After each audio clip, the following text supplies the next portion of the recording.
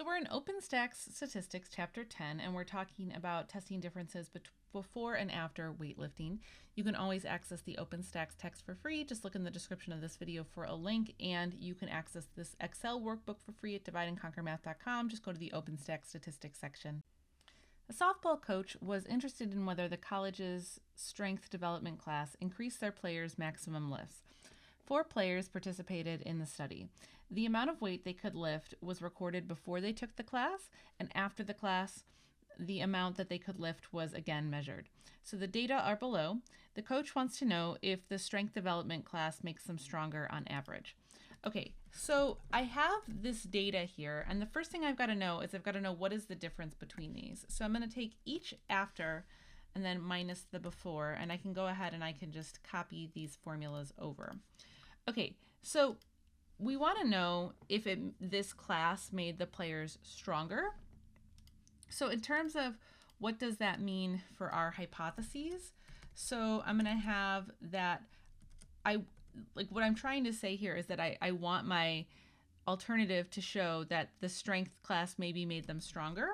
So that means that these differences, if they were stronger, these differences should be greater than 0, right? And so if that's what I'm trying to test for, then I can set up my alternative hypothesis to be just kind of the opposite of that. Okay, so there you go. Okay, so I have my null and alternative hypothesis. Typically, I don't write this out on my spreadsheet. Normally, I would just write this on a sheet of paper, but you know me, I like to make sure that I just have everything in front of us while we're talking about this. Okay, so now what I need to do is I need to get my other data. So my mean of the differences in this case, so mean maybe of the differences and the standard deviation of the differences, those are the next things that I need to know. So let's see, I'll make a little space here. Okay, so I'm going to go ahead and I'm going to take the average of these 4 values, and I'm going to take the standard deviation of these 4 values. And then my n in this case is just going to be equal to 4. And I can see that my degrees of freedom are going to be equal to 3. Okay, so from here I can compute my test statistic. So my test statistic is going to be found by taking the mean minus 0 divided by the square root of the standard deviation divided by the square root of 4. So we'll just do all that. Okay, great. So here's my test statistic.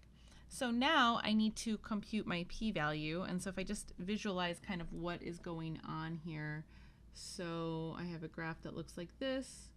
Here's my 0.091 somewhere over here.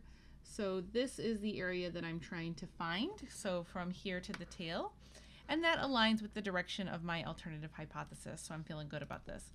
So to compute my p-value then, I'm going to use that t.dist function, use my test statistic, my degrees of freedom, and true. And I need to take 1 minus that to ensure we compute to the right. So I have this pretty large p-value of 0.21. And so that means we do not reject the null hypothesis. There is not enough evidence to suggest that this weightlifting class did anything for the players.